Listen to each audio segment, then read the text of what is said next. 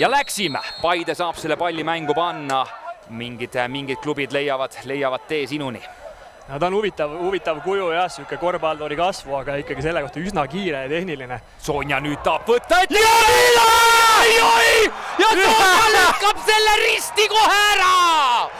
See vasak jalg on sel hooajal Premium-liigas väga ohtlik olnud ja ei olnud palju vaja, kuidas niimoodi pall pannakse ristnurka, et Rookas oma eesnimega ei saa mitte midagi enam seal välja tuua ka ja olemas. Milline konks ja milline lõpetus, no uskumatu. Ja viis niimoodi selle esimese mängija kohvile ka, et oi. Ja Paide saab siit varakult kätte. No see on hea, see on Paidele väga hea, et siit tuleb. Armanavitšus sealt keskelt kogenuna üksinda tuleb läbi ja leitakse Tiuk vasakul äärele. Pall kastis, Parano klaarib.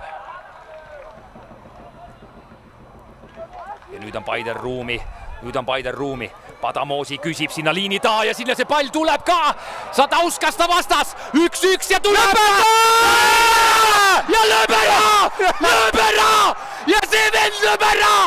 Pole palju vaja ja ta lööb ikka ära, nalja teete! Ja lõpuks tuli see üks pikk pall, mida me oleme seda taga otsinud ja nüüd sai Padamoosi jooksu. Ja väga hästi võitis 1-1, no suurepärane lõpetus.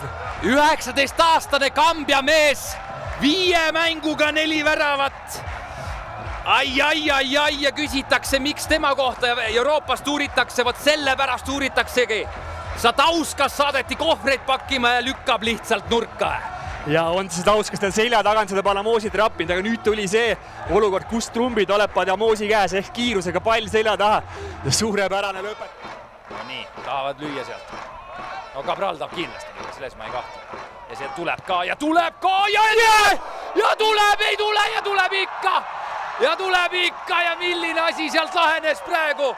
Piht saab selle enda nimele, aga see oli ajuvaba asi jälle, sõbrad. Kuidas pööras, kas nii kehvasti oli müüri pandud, et keerutas ümber müüri posti, mis superlöök.